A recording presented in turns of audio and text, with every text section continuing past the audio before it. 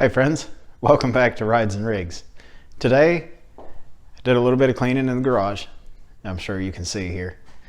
Now, you might notice there's not a whole lot going on in this area anymore. And we've got a little bit more room on this side. So, we decided collectively to abandon the tube chassis Lexus project that was here. For the things that we have to do and the projects that we've got going on, we just didn't have the time, the tools, or the space to continue on that project. So you can see this side of the garage, I did get cleaned up a little bit. And I've got the motorcycle over there, the engines, welder, and just some other stuff that needs to go out to storage. And one thing that I'm real excited about is all the space we've got on this side of the garage now. So I think we're going to be able to put a car back in on this side. I'm not sure what we're going to do yet, but I'm pretty happy about having some of this space back. So today I've got to put a starter and some power steering fluid in the Suburban. So I'm going to show you a little bit of the cleaning process and ultimately what happened to this car over here, the tube chassis Lexus. Check out the footage of maybe going through the garage a little bit, getting some things cleaned up, sorted out, organized, making a bit of space, and also the footage of the tube chassis Lexus disappearing. So check that out, and when you get back, we're going to pull the Suburban in and get started on that. We'll add a little bit of steering fluid and get the starter put on.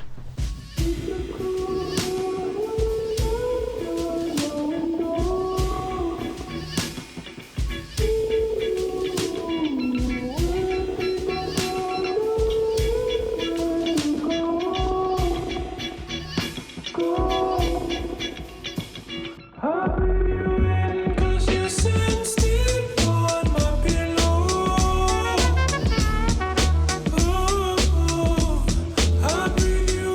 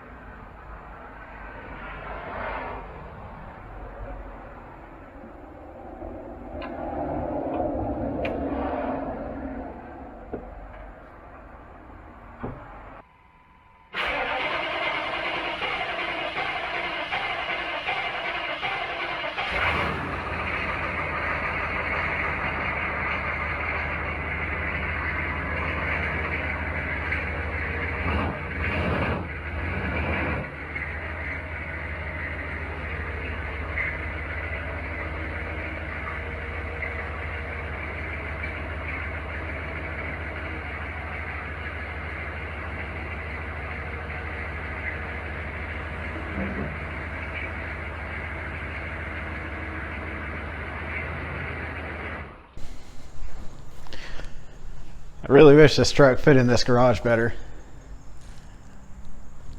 You may or may not be able to tell, but the lights and the roof rack on top of the truck just won't fit through this door. Oh well.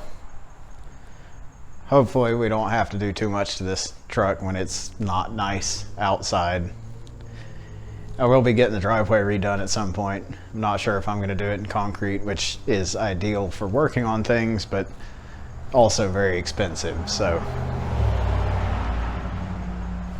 let's get these batteries disconnected and see if we can get a starter put on this thing.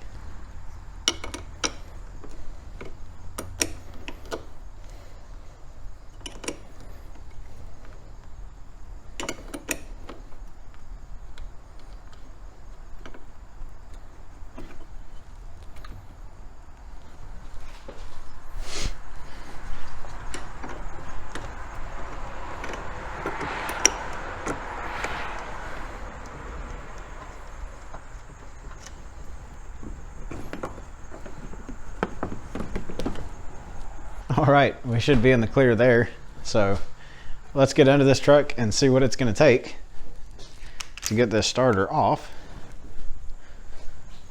We'll take a look over here and see what we can see through here. Pretty dark, not much to see. Oh, let's grab some light.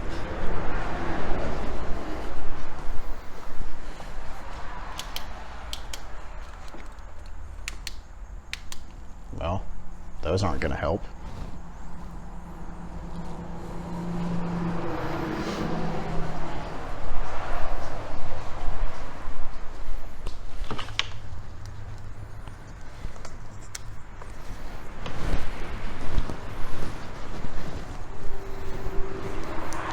That might help.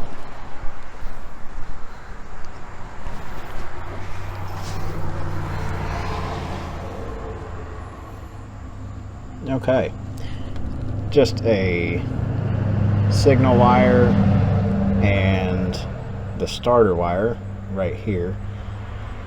I think we'll be able to get those from up top pretty easily. So let's go ahead and get those disconnected. I think this might be easier to do if we take the wheel off. It's not easy to get to from the bottom.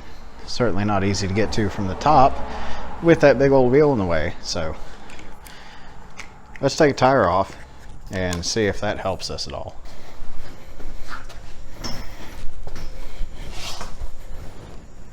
Well, we certainly have some more room to work with here. Let's see, third time's the charm, right? Nope. Too tight on the signal wire. Just right on the power though.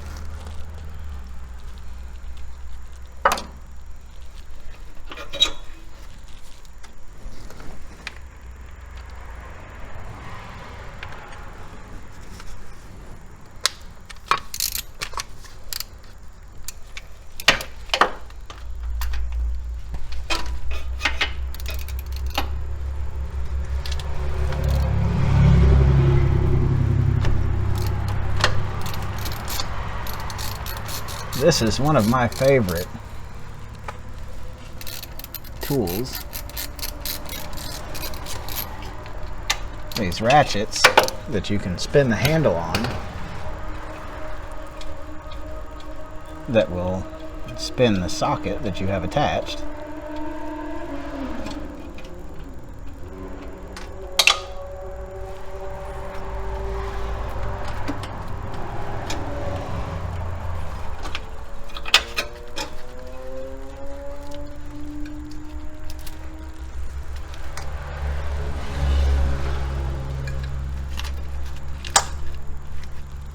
All right, here we go.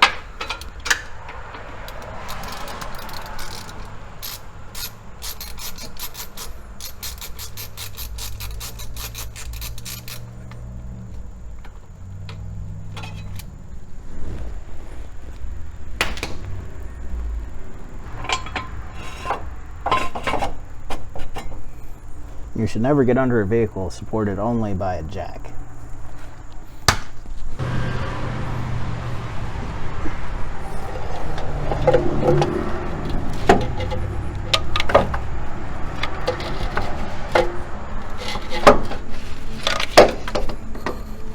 Well, shoot, that wasn't too bad. And we'll grab this one and compare it to the new one.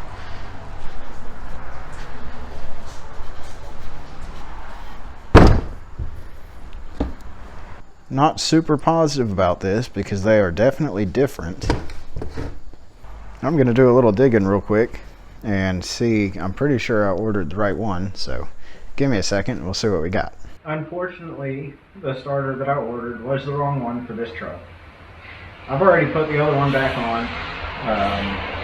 Gonna try and send that back. I ordered it from RockAuto in like February, so they're probably not going to refund it or exchange it or anything like that because I waited so long to put it on. But we're going to try it anyways. They still sell that starter, but they don't list it for this vehicle. When they did, and on my purchase receipt, it still shows that, you know, 99 Suburban with a 6.5, and then lists that starter. So they don't sell it for that truck anymore, although they do still sell it for another truck. I'm not sure which one. I guess they realized at some point that, hey, this starter doesn't actually fit this truck. So, like I said, I'm going to try and send it back, try and get, even if I could just exchange it for the right one, or to get a refund on it or store credit or whatever. That would be fantastic. I've dealt with RockAuto for a long time. I've spent tens of thousands of dollars there on parts for different projects that I've been working on. So hopefully, you know, fingers crossed, they'll take care of me on it. But because I waited so long to try and install the part, I'm not counting on it. And that's no fault of their own. Their return policy clearly states that you've got 30 days. And we are well beyond that. I'm even outside of the core return program, just because I've waited so long to try and put it on. So we're going to see what happens there, but I'm going to put this wheel back on. I thought about trying to do the wheel bearings on this truck tonight, but it's getting dark, it's starting to rain, and, you know, finding the wrong starter that I ordered so long ago, it kind of takes the wind out of your sails a little bit. So I think that's going to end it for whatever it is that I was trying to do tonight. And I may try and take on some of the projects that I've got inside, like fixing that 3D printer that quit working so long ago. But we'll see what happens.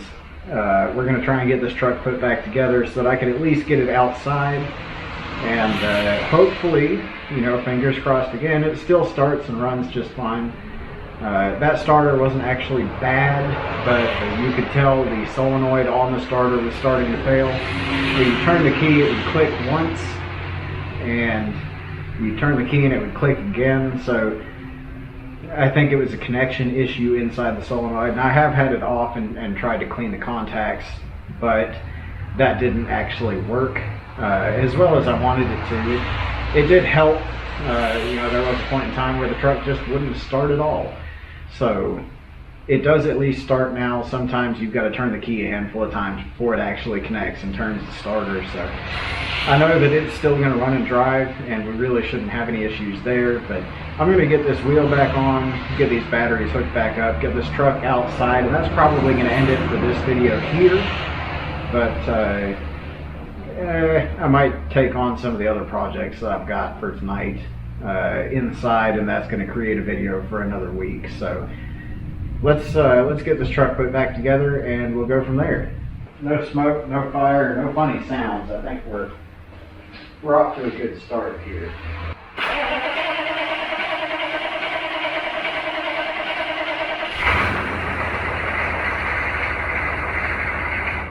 Well, that's certainly a good sign. Obviously, still, starter is working the way it should, although it does seem to be taking a little longer to crank than it usually would, which is a little strange. But I think somebody had it idling in the driveway the other day while they were airing up the tire that I've been needing to fix for quite a while, and ran it out of fuel. Of course, I'm sure you guys have seen the price of diesel lately. It's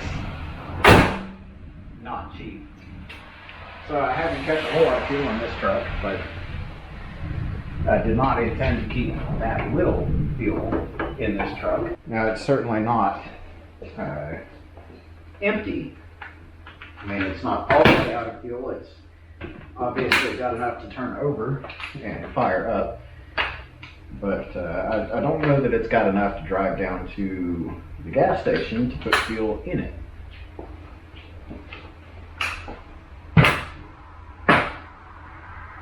But we'll get this tire on. Probably going to move it back out into the driveway. Well, certainly going to move it back out into the driveway. With all this space in here now, I think we might just move the Corolla in here.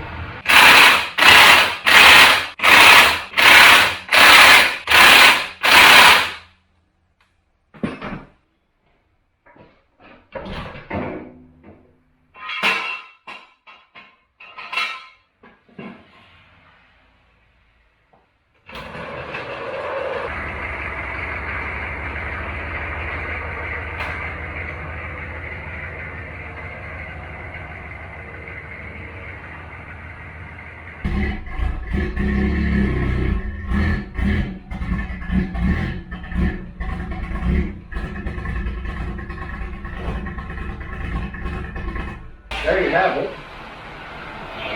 For the first time since we've lived at this property, I've got this car back inside. It's been a long time since this car has been inside the garage. Unfortunately, it sat out at the tree line for quite a while. And our last house, it sat out in the driveway for quite a while. Certainly it didn't run for a little while, 4 years or so. But I don't have any plans for it right this minute. I certainly do intend to start doing some body work on it, but not tonight. Maybe next time. At this point, I still want to be able to move it in and out of the garage for the other maintenance things that I've got going on. Certainly, you guys have seen the pile of parts that I've got over here that I need to get taken care of. But for the moment, we've got that car inside. A handful of Camry parts over here and some Suburban stuff, and just one little piece for the Tundra up here. But for now, still got room to get around, and I think that's going to at least make me feel a little bit better having this car inside. This area might be known for high rates of property theft. This car is not hard to make disappear. I like it, so I'd like to keep it. And I'm going to attempt to do that by keeping it in the garage here. But I believe that's going to do it for today. If you guys enjoyed this content, not that there was a whole lot to it, but if you enjoyed it regardless, please hit the subscribe button down below. Leave me a like and a comment. Let me know how I'm doing. And if you're so inclined, share this with your friends. Maybe some of the other videos that are a little more entertaining, but I don't know. Maybe you guys enjoyed this one enough to share it as well. So thanks for watching this episode of Rides and Rigs. We'll see you next time.